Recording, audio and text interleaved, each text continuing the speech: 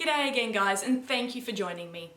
So if you've been interested in learning how to use colour pencils as a fine art medium, then you've probably had a look around at some other artists' work and noticed that they're all using the same 3 or 4 brand of really high-end artist grade colour pencils to do their work. Now with so many brands of colour pencil available on the market, why are these few brands so commonly used amongst fine artists? Are they filled with gold dust and unicorn magic that helps the artist make the work look amazing? Considering the price of these things, that's almost a fair expectation. If you're just starting out, you may wonder to yourself, what makes these pencils so special? And why can't you just use any kind of colour pencil that you've ever seen in your life? What makes these expensive pencils so special? And do you need them to get a good result? Can't I just use the Crayolas? Today I'm going to compare 9 different types of colour pencil, ranging all the way from dollar store to children's to student, all the way up to those artist grade colour pencils, just so I can demonstrate how these pencils work on the paper.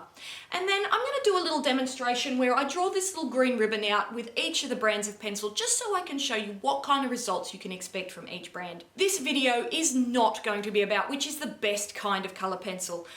With so many different brands on the market, I could never possibly compare them all. And to be fair, what is the best really does come down to each artist's style and preferences.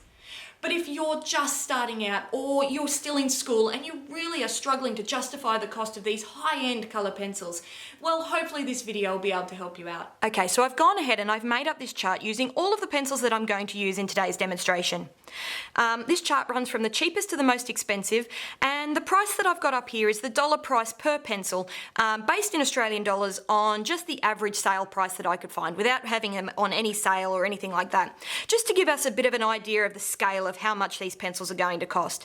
Now, of course, that scale may shift and change depending where you are in the world and what's available to you, but it just gives us a little bit of a base point. Okay, so the first pencils on my chart are the really cheap and nasty dollar store colour pencils.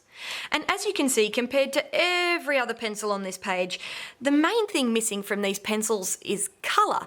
They have so very little pigment in each pencil, and what pigment there is bound up in a really hard, stiff binder that seems to eat into the paper as you work. These are the sort of pencils you find handed out to children at restaurants and doctors' surgeries to keep them quiet, and I must say that even as a child I was always disappointed in pencils like this. Unfortunately, these guys aren't much good for anything, unless maybe you came across some cool Pinteresty crafty thing that you're going to build them into something and you don't want to waste a good pencil. The next grade on this chart is the children's grade colour pencil, and I've gone with the Crayola and the Faber-Castell Classic because they're really widely available brands. Now these are the good kids colour pencils and the ones I always wanted my mother to buy me at the start of the school year. Now as you can see, compared to their cheaper cousins, the colours that these pencils give up are a lot bolder and brighter, and the binders that they use in these pencils are much easier to get the pigment down onto the page, and you don't have to grind away like you do with these hard, cheap pencils. But what you may be able to see on this chart is that compared to the student and artist grade colour pencils, these children's pencils have a little bit of a chalky sort of waxy appearance. Now this comes from the waxy binder used to hold the colour pencil together. The most expensive part of making a colour pencil is in the pigments that they use. So to keep the costs down, these cheaper pencils tend to have a much higher ratio of binder to colour, which results in this chalky sort of look. Also, often the colours used in these pencils are made from much cheaper pigments, which makes them completely non-light fast. This means that these colours are bound to break down over time, which is fine for your homework, but a real shame if you've spent hours creating something really nice that you want to put on display. Okay, so next we're going to move on to the student grade colour pencils, and this is where we start to tick off some of the boxes, moving towards a better quality of pencil. Now there are many different brands of student grade colour pencil out there in the world, all with varying degrees of quality. Today I have chosen some of the more widely available brands.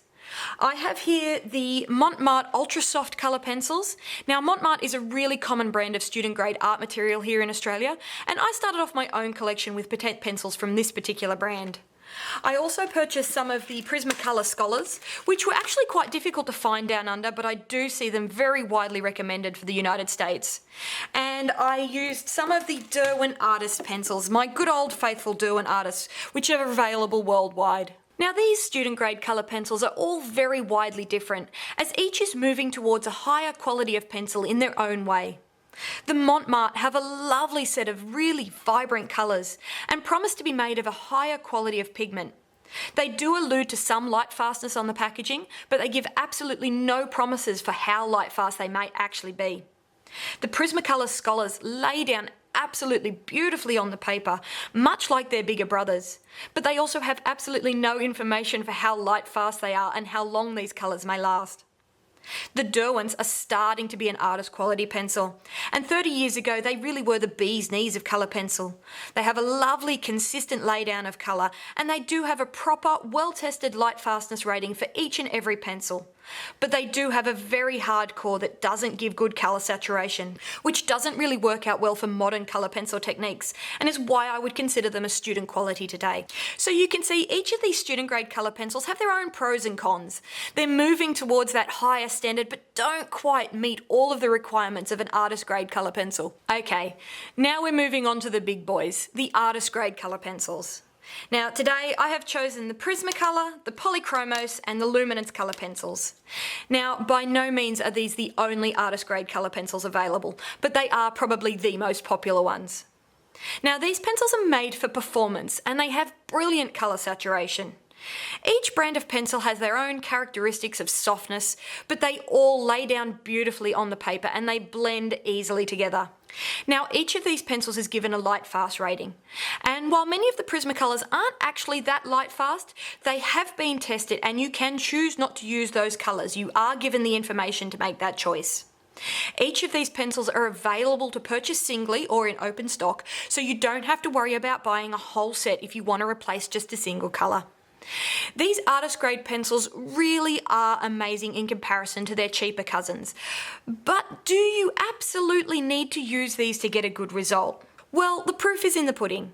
Next, I'm going to use each of these brands of colour pencil to draw the same image, and I'm going to see how each of these pencils compare while in action. I started off with the super cheap pencils. Now I knew there was no way I was going to be able to get any kind of decent result with these pencils, but I did try to shade a sphere just to prove the point. And it did not end well. Moving on from those, I chose to colour a green gift ribbon with each of the remaining brands. I chose this image because it's actually quite a simple image to complete and requires only 4 pencils, a light green, a dark green, a white and a black. Now I knew I was going to get really tired of rendering the same image 8 times, so I wanted to keep things really simple for myself. Keeping that in mind, I also didn't work to complete these in the same careful manner that I usually would. I left out a lot of the shadows and I kept the image as simple as I could, taking the time to make sure I got the best coverage that I could from each pencil. I used odorless mineral spirits to blend in each case, and each of the pencils responded really well to those solvents. Working with each of these pencils in close succession really highlighted the difference between the grades of pencil. The Children's Crayola and Faber-Castell were a little patchy in their application, and I did find it was a bit tricky to get a nice solidly blended coverage on each piece. They took a lot longer to get that decent result that I could call finished. The Montmartre coloured and blended and layered beautifully, but the pencils themselves were a little too soft for my liking, and I found them a little bit tricky to get a good clean result. The Prismacolor Scholars worked beautifully. They were a little bit firmer than the Prismacolor Premieres, but I actually really liked how they felt going down. For a student grade colour pencil, these really do get an A+ from me. And the last of the student grade pencils were the Derwents, which laid down with a lovely smooth coverage, but that lack of pigmentation really did let down the final result. I was so pleased when I finally got to start using the artist grade pencils. After using the other brands, it was a joy to get back to those pencils that laid down so easily and smoothly, and with all of those bright colours that weren't fighting me to get a good result. Just by the by, I do have a 2-part real-time video over on my Patreon page, so you can watch me colouring this ribbon using my Polychromos pencils. This was a really long and somewhat tedious project, but it's time we got all of these pieces together in one spot and have a look at the results. Here we have all 8 pieces together. Well, 9 if you include this horrible little failure up in the corner here. Looking at the results of all of these pieces together, I must say that I think they're all pretty successful. And if I was a beginner, I'd be really happy with the results of these, even the ones that I did with the children's pencils. So I would say yes, if all you have available to you is a pack of Crayolas or some student grade pencils that you got from your local craft shop, you absolutely can practice with those. Now, of course, it was a little harder to get a good result with these pencils. It took me longer to blend and get really good coverage, and unfortunately I do know that these will fade pretty quickly over time if kept out on display. But it can be done. A lack of money or access to an art shop should not stop you from just having a go and seeing if you enjoy the process. Now, I am a little bit passionate on this topic. My own colour pencil journey started at a time when I was absolutely dead broke, and $15 for a pack of student grade pencils was a huge stretch to my budget. I will tell you that story one day. Once I realised how much I loved these things, I expanded my collection 2 or 3 pencils at a time, building my collection of artist grade pencils to complement that student grade set. And oh man, I really do still vividly remember the first time I got to use those really good pencils for the first time. But honestly, it took me over 2 years and many artworks before I finally built up that full set of polychromos. Totally worth the wait. So there you have it. You can see why most serious artists choose to use these higher end colour pencils in their work. The light fastness, the colour saturation, the ease of getting those pencils down onto the paper and how they blend out, and the ability to buy them singularly or in open stock, as it were, just really make a huge difference overall to the dedicated artist. But you can also see that you don't need them to start. Just like you don't need a grand piano to learn how to play, you don't need the high-end colour pencils to just create something that you can be proud of. Student grade colour pencils can be a wonderful starting place, and I promise you that if you start with these, you'll be absolutely blown away when you finally do get your hand on the big boys.